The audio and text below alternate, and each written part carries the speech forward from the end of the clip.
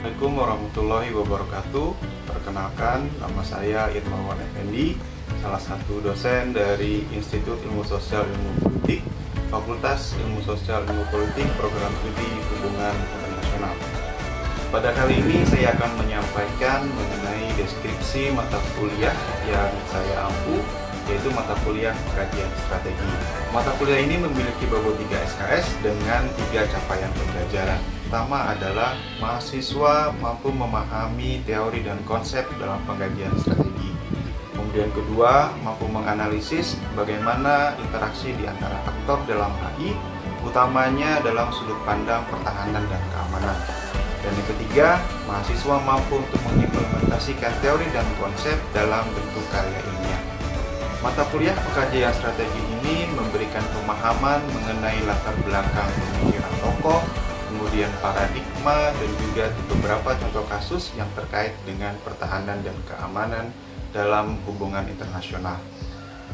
Metode delivery pada mata kuliah pengkajian strategi ini dilakukan melalui dua cara sinkronus dan juga asinkronus. Untuk cara yang sinkronus, sebelum terjadinya pandemi, dilakukan pembelajaran langsung tatap muka di dalam kelas. Saat terjadi pandemi, dilakukan melalui Google Meet, Google Classroom, dan juga WA Group sebagai media interaksinya.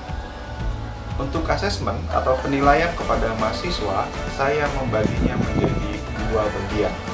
70% adalah merupakan hasil dari ujian tulis, ujian tengah semester maupun ujian akhir semester, dan 30%-nya adalah untuk tugas kelompok maupun tugas individu. Materi perkuliahan yang dipelajari dalam kelas ini adalah yang pertama, evolusi dan ruang lingkup pengkajian strategi. Kemudian yang kedua, paradigma di dalam pengkajian strategi.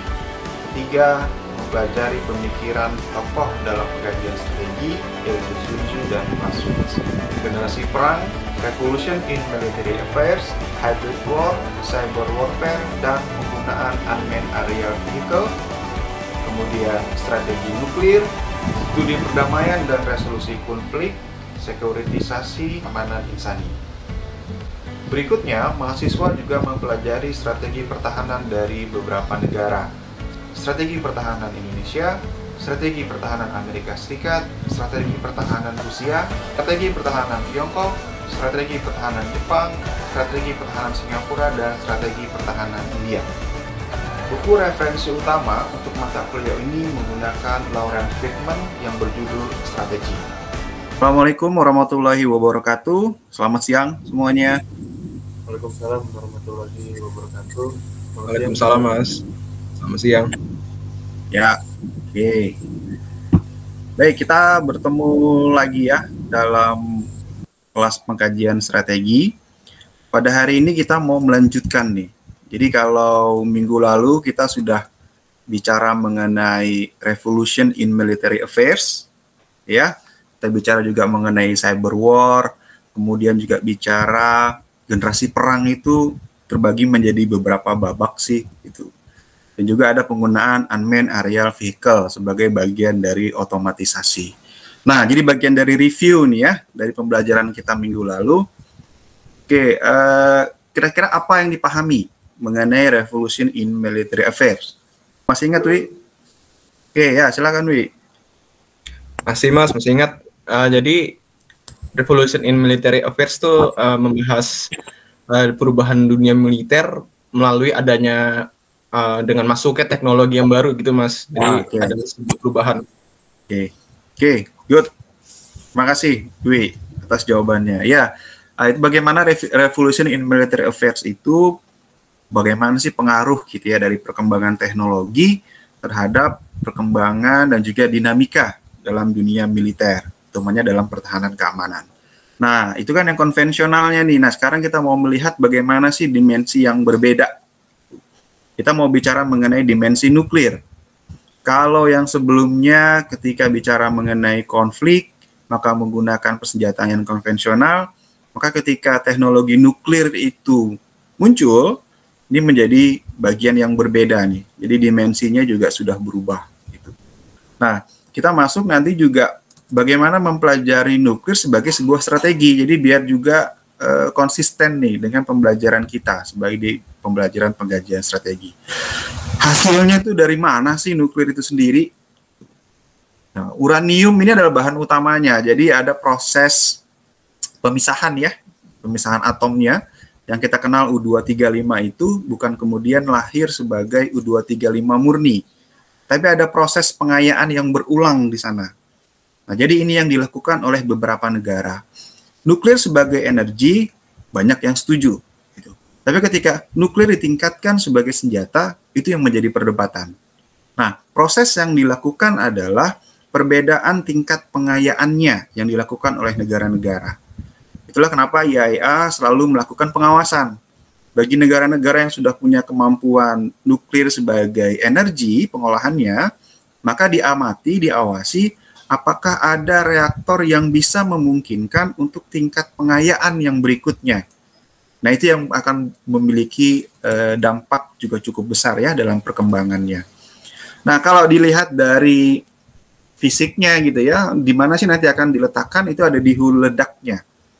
Nah, jadi untuk melontarkan atau memberikan efek destruktif gitu ya, efek penghancuran, maka dia membutuhkan misil balistik. Nah, ini yang selalu dikembangkan nih oleh Korea Utara. Jadi bagaimana daya jelajahnya yang terus ditingkatkan. Kalau daya ledaknya itu dilakukan pengembangan di bagian hulu ledak nuklirnya. Jadi inilah yang bagian terjadi ketika nuklir disebut sebagai senjata.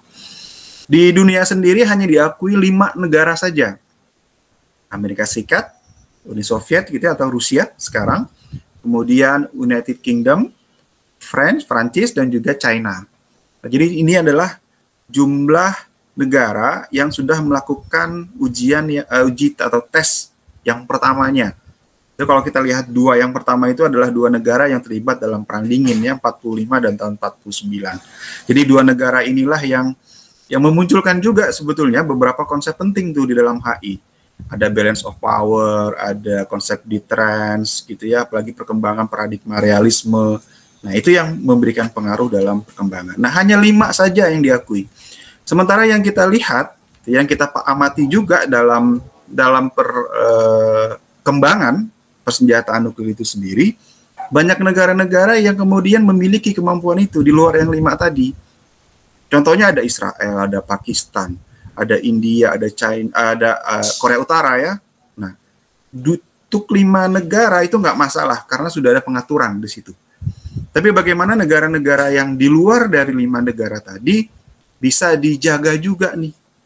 Nah, ini yang menjadi perhatian dunia. Nah, kalau kita amati negara-negara seperti Israel, India, Pakistan, dan juga Korea Utara, ini adalah negara-negara yang punya dimensi konflik yang konvensional, kemudian meningkat menjadi dimensi konflik yang melibatkan nuklir. Gitu. Ini menjadi perhatian dunia. Nah, kita lanjut. Nah, ini adalah estimasi. Kita lihat tren yang meningkat itu adalah ketika perang dingin, kemudian turun sampai dengan bagian yang cukup membentuk penurunan yang signifikan ya. Meskipun trennya menurun, bukan berarti kemudian hilang sama sekali. Jadi kita tidak bisa melihat juga 1 atau 2 saja. Gitu. Dengan kehadiran 1 itu menjadi sangat berbahaya, apalagi kalau misalkan di sini Korea Utara punya 30-40 hulu ledak nuklir. Rusia dengan AS gitu yang dulu punyanya 6.000 kemudian sudah turun menjadi 1.000. Nah, jumlah ini juga menjadi jumlah yang mengkhawatirkan. Kalau kita lihat pengalaman yang buruk, itu kan pengalaman penggunaannya itu ketika Hiroshima dan Nagasaki ya, itu juga bagian pengalaman yang sangat menyakitkan. Bagaimana kalau jumlah ini semua dipakai? Nah, ini yang menjadi kekhawatiran dari dunia. Ada NPT sebagai juga non-proliferation ya, bahwa negara-negara itu punya keterbatasan untuk pengembangannya. Nah, faktanya India, Israel, Pakistan itu tidak pernah bergabung di sana. Kemudian Korea Utara keluar dari NPT. Untuk apa sih NPT itu sendiri? Yang utama adalah untuk mencegah penyebaran. Kemudian untuk mempromosikan kerjasama bagaimana penggunaan nuklir untuk tujuan damai. Itu tadi, dengan batasan nuklir sebagai energi. Dan yang penting adalah pelucutan senjatanya nih.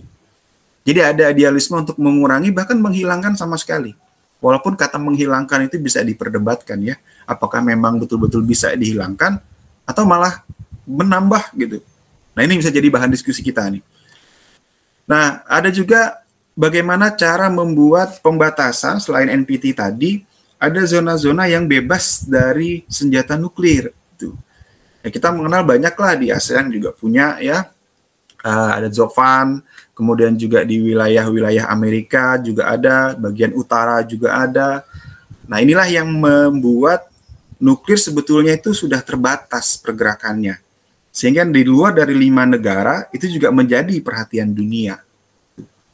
Nah, kita memahami ngapain sih gitu ya, mereka membuat senjata nuklir. India, Pakistan itu miskin, lebih baik kan dia tanam beras, swasembada pangan, dan sebagainya. Ternyata ada konsep strategi, ini intinya ya, bagaimana di trends ini dilakukan oleh mereka. Nah, ini kalau kalian melihat gambar ini, kira-kira ada kabel yang dialiri listrik, kira-kira mau dipegang atau tidak dengan membaca tulisan ini? Sebaiknya jauh, Mas. Mau dipegang nggak, Val?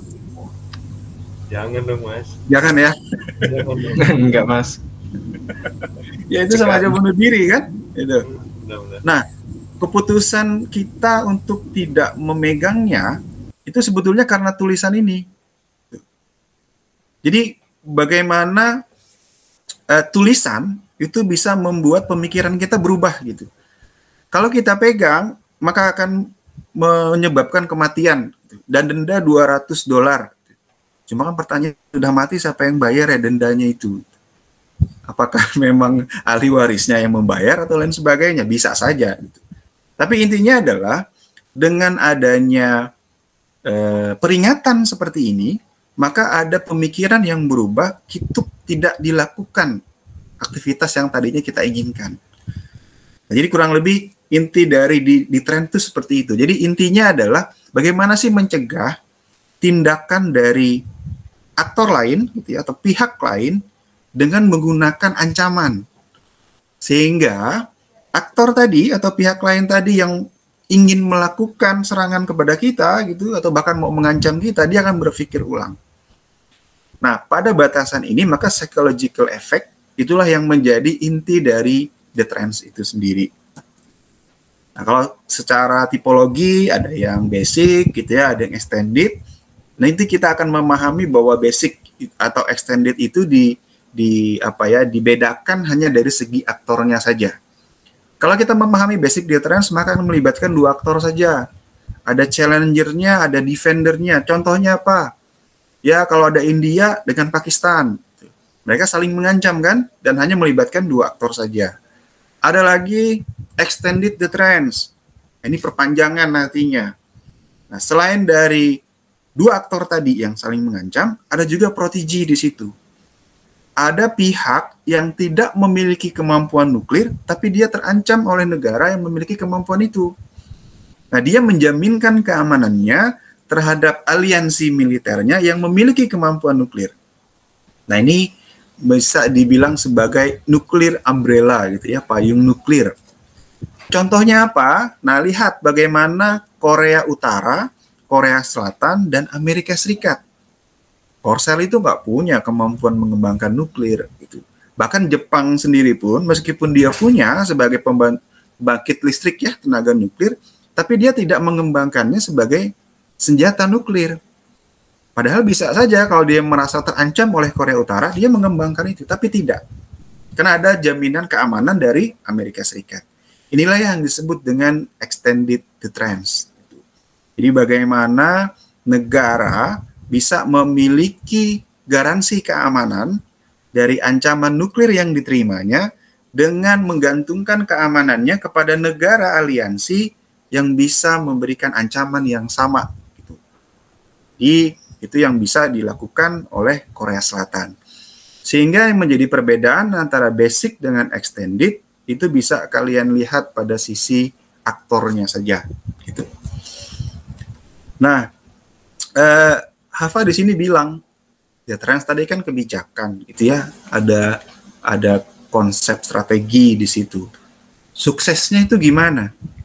Syaratnya 3. ada capability-nya, ada credibility-nya, ada communication-nya.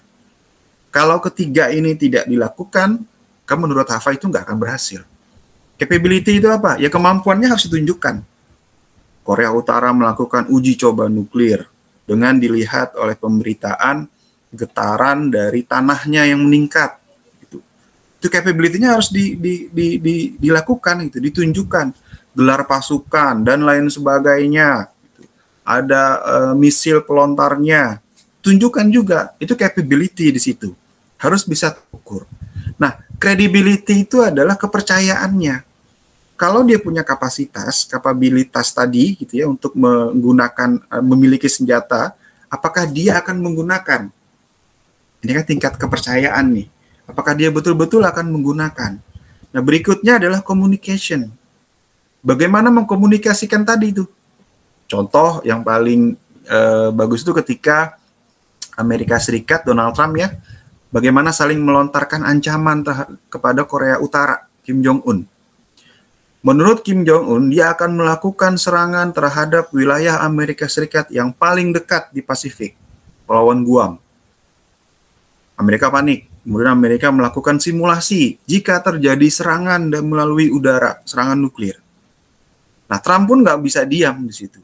Trump menjawab lagi, kalau itu dilakukan, maka dunia akan mencatat kehancuran yang baru di dalam sejarah untuk penggunaan nuklir. Nah, bayangan kita kan Hiroshima dan Nagasaki. Kalau lebih dari kehancuran yang terjadi di Hiroshima dan Nagasaki, itu kan kehancuran yang double atau mungkin triple dan lain sebagainya. Itu. Nah, saling melontarkan ancaman, ini yang disebut dengan communication di situ.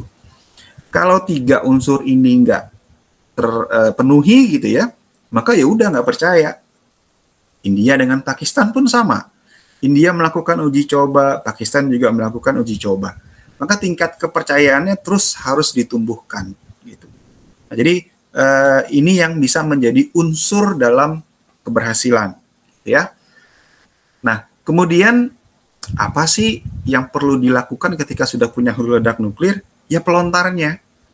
Mau disampaikannya atau mau ditujukan itu melalui media apa? Pengembangan yang sekarang terjadi itu adalah pengembangan dari tingkat daya tempuh atau daya jaraknya, daya jelajah ya. Ada yang tactical di situ, ada yang short range, ada yang medium range, ada yang intercontinental ballistic missile. Itu yang paling jauh, sampai dengan 6.000 km. Nah, yang ditakuti oleh Amerika Serikat adalah pengembangan Taepodong dari Korea Utara yang bisa menjangkau wilayahnya. Ya, jadi itu yang dikhawatirkan. Semakin jauh daya jelajahnya, maka akan semakin mengancam negara-negara yang dilintasinya. Korea Utara tuh nggak akan putus asa. Mau dibilang uji cobanya itu tidak berhasil atau meledak di udara, tapi target dia adalah meningkatkan daya jelajahnya. Gitu. Kalau dalam tiap uji coba dia bisa meningkatkan 100 km, 200 km, itu kan sebuah progres yang baik gitu bagi Korut itu sendiri. Nah, ini gambaran ya mengenai bagaimana sih dari yang tactical, medium, sampai dengan intercontinental ballistic itu dikembangkan. Jadi tidak tiba-tiba kemudian menjadi yang interkontinental. Gitu. Nah, jadi ini yang bisa saya sampaikan mengenai deterrence sebagai bagian dari strategi nuklir. Bagaimana sebuah negara yang miskin sekalipun, seperti Korea Utara, seperti Pakistan, itu bisa memiliki daya tawar yang sama dengan negara rivalnya, gitu, atau dengan negara yang memang sedang terlibat dalam konflik. Gitu. Silakan kalau ada yang mau bertanya mengenai pertemuan ini. Oke, Noval, silakan Val. Ada yang mau tanyakan, Val? Ada masalah. Terima kasih untuk kesempatannya. Nama saya Naufal Pradana, NRP 2017-23-023. Dari pembelajaran pada hari ini, saya tertarik dengan Korea Utara karena kan beberapa kali disinggung ya di dalam mata kuliah ini, di dalam pembelajaran hari ini tentang Korea Utara gitu. Nah, mengingat Korea Utara ini ya, saya flashback lagi, saya teringat bahwa masa depan dari masa depan kan sekarang bergeser ke Asia ya. Banyak para pakar menaruh perhatian yang besar terhadap kawasan Asia gitu, khususnya masa depan di bidang pertahanan keamanan gitu. Karena kan saya dapat asumsi bahwa perang dunia ketiga itu kan bisa terjadi kalau bukan di Timur Tengah ya di Laut Cina Selatan itu gitu. Dan ini membuktikan bahwa Asia itu penting untuk di abad 21 gitu. Dan dari situlah saya tertarik gitu. Apakah lebih tepatnya sih bagaimana ya asesmen atau penilaian Mas Awan terhadap denuklirisasi Korea Utara ini gitu, dan prospek dari reunifikasi Korea itu seperti apa gitu Mas? Gitu Mas. Oh iya, apakah memang dari kedua pertanyaan tersebut itu bisa memberikan prospek yang cerah terhadap berkurangnya pertumbuhan nuklir ya di kawasan Asia sih Mas. Demikian Mas, terima kasih. Ya, terima kasih Noval atas pertanyaannya. Denuklirisasi itu mungkin atau tidak sih gitu ya. Nah, kalau kita mau menjawab, maka kita harus kembali kepada perspektifnya gitu. Kalau kita lihat kan motivasi dulu nih. Pertama, negara itu melakukan atau mengembangkan kemampuan nuklir untuk apa? Gitu. Ya, Korea Utara tadi ya, Pakistan untuk mengembangkan dirinya menuju pada daya saing sehingga bisa equal dengan negara yang lainnya, utamanya yang terlibat dalam konflik. Nah, kalau pertanyaannya penilaian, maka saya sendiri sih sangat mungkin itu bisa dilakukan. Pada tahap ini saja, kita melihat itu kan sudah arahnya sudah ke sana ya. Bagaimana pertemuan di Singapura, pertemuan di Vietnam antara Donald Trump dengan Kim Jong-un, itu adalah bagian untuk menyelesaikan reunifikasi dulu nih, atau menurunkan tensi di semenanjung Korea. Nah, kalau tahapan itu sudah berhasil dilakukan, sudah ada kemampuan untuk saling mempercayai. Nah, ini yang menjadi modal penting di situ. Tinggal bagaimana sih bisa diyakinkan kalau memang nuklirnya itu hilang dari Korea Utara, apa garansinya bagi Korut? Ini kan masalah daya tawar nih. Kalau saya melakukan atau rela mengorbankan ini, saya akan mendapatkan apa? Itu negosiasinya bisa saja di situ. Kalau bisa dipenuhi, itu akan terjadi. Nah, tadi memang akan kepada level pengambilan keputusannya. Apakah memang ini bisa dihentikan atau tidak? Dan tentu tergantung juga dari hasil negosiasi. Gitu. Kalau tahapannya seperti apa, tadi juga di dalam slide ya, kita bicara mengenai nuclear weapon free zone. Bagaimana sih dari area-area yang kecil itu tadi, kalau kita satukan, itu kan bisa menjadi area yang besar. Gitu. Sehingga dari komitmen yang kecil di wilayah yang berbeda, ketika digabungkan secara bersama itu bisa menjadi komitmen bersama dan menjadi komitmen yang besar. Gitu. Kalau saya akan selalu memulai dari 5 negara itu dulu aja tuh komitmennya bagaimana.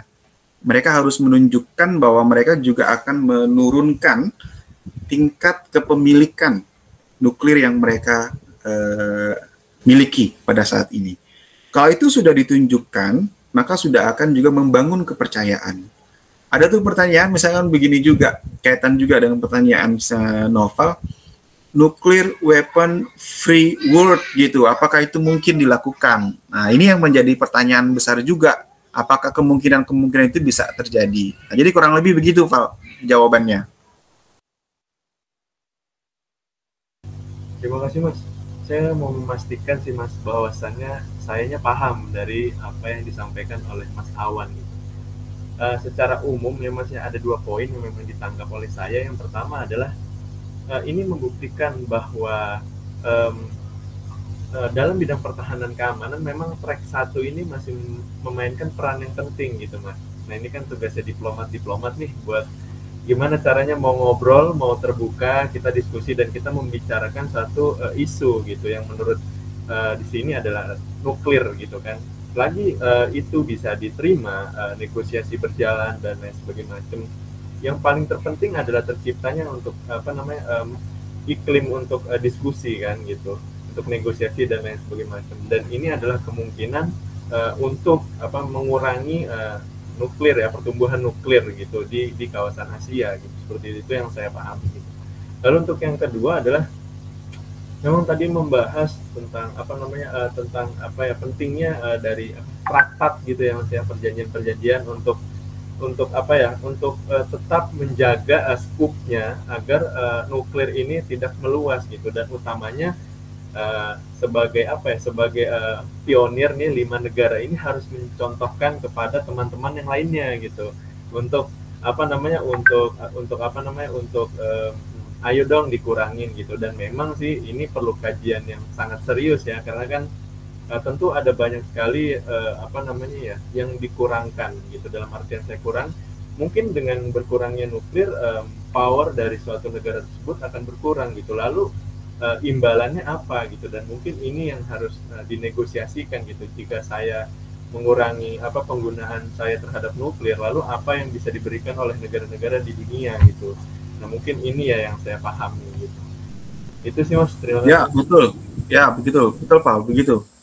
Good kalau begitu. Ya mudah-mudahan bisa dipahami ya, karena strategi ini menurut saya sih masih relevan juga, toh juga pemilik nuklir masih ada gitu. Maka cara berpikir ke depannya adalah bagaimana sih mengakhirinya gitu. Kalau strateginya ini sudah bisa dilakukan, ya mudah-mudahan pada adagium itu saja itu si vis pacem parabellum gitu. Jadi nggak betul-betul digunakan. Ya mudah-mudahan kita bisa pahami ya dari pertemuan hari ini. Terima kasih atas perhatiannya dan juga pertanyaan tadi. Dan tentu harus saya ingatkan karena masih pandemi untuk melakukan protokol kesehatan ya dalam interaksi kalian. Jaga jarak, menggunakan masker dan lain sebagainya. Kita bertemu lagi minggu depan. Selamat siang. Assalamualaikum warahmatullahi wabarakatuh. Waalaikumsalam warahmatullahi wabarakatuh. Waalaikumsalam Mas. Terima kasih. Ya, terima kasih Dwi, Noval.